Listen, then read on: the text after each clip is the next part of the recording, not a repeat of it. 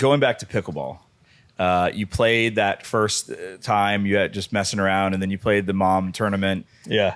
Were you like, this is awesome? Or were you like, this is whatever, it's fun? No, I liked it a lot. I didn't think I would ever make money doing it. Yeah. Like I actually, my first tournament, we played the Texas Open. I played with AJ, my cousin, and then my mom in mixed doubles. And we played Steve Deacon and Christina. What's her last name? McGrath. Yeah. True fun of it. Yeah. I can't read, but we got a game off of Deacon. And what level is your mom? Probably a 5-0, but she's 63 now. So your mom would beat me. Yeah. Probably. Cool. She's solid. Sweet. She's a grinder.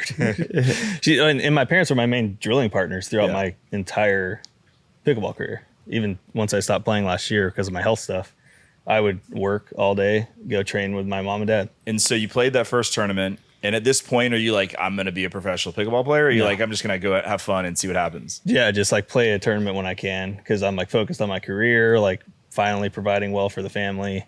And so it was just 100% hobby. I never considered going full time. And then was the Masters the next tournament? I have a bad memory with that, but I remember shortly after. I remember sitting at my house watching the PPA tournament.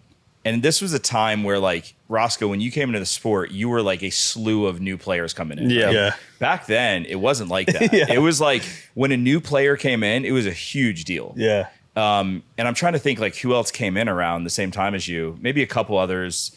But, like, I remember seeing Julian Arnold, probably. Julian, yeah. But I remember seeing you play, and I was watching you, and I was, like, so amped to see this new dude. And you were flying around. And still to this day, I think you're one of the most athletic pickleball players I've ever played. 1,000%. Not anymore, man. There's some freaks out there. This guy moves around the court like he's a runner. It's crazy. Yeah. And so you played Jay that tournament. You beat Jay. Yeah. You beat someone else. Frank Anthony Davis. Frank Anthony Davis. The legend, Frank. And then you lost to Tyson. Yeah. But that was like a great match. I'm certain we posted. Maybe we'll pull up some points from that match. But I know we posted some from that tournament.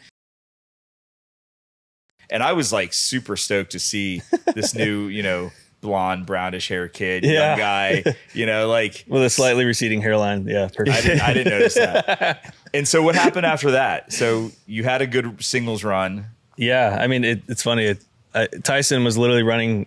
I was running in circles, literally on the court to try to keep the ball in, and Tyson was chilling at the net. And if people thought that was good pickleball, then that's great. But to me, I was just getting run around. But it was fun. I mean, that was like a little breakout tournament. I mean, I think Jay missed like 6 serves in a row, and I paid him on the side for him to lose. Venmo. But yeah, it worked out well, and so that was kind of the beginning. But even at that point, I was still not considering going full-time pickleball at all. So what made you then say, maybe this is a reality? I mean, the sport grew so much, right? I mean, they got the 2 MLP, PPA, everything's exploding, the money's better, and I just never thought it would get financially to a point where I'm like, okay, I'm going to quit my job that I love, that's a long-term career, for this. I just never thought that was a possibility. When did you realize that was a reality? Probably like right before I signed the contract, like a year and a half ago or whenever that was. So Tour Wars period is when you... Yeah, I mean, that was the only time that I was like, oh, this might be possible now. Yeah.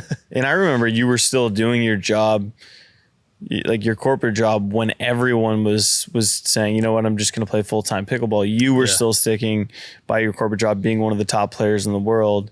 And it had to be a substantial amount of money to kind of make you say, all right, maybe, this is more of a time investment for me that I need to make. Yeah. I mean, it was like a perfect crossover. Like what I was making on my previous job, they replaced that. And I'm like, cool. Like, let's play pickleball. Like I'm now 35 at the time, I guess 33, but in knowing that, okay, I'm 35 now, I'm not going to be playing for, 12, 15 more years. This is an incredible opportunity to play a sport for a living that I love, that everyone loves. At the and highest to travel, level. To travel with my family. And I told my wife, I'm like, if we do this, I'm never traveling by myself. Like we're a family unit, or I'm staying home. Like pickleball is not number one. Like family's number one.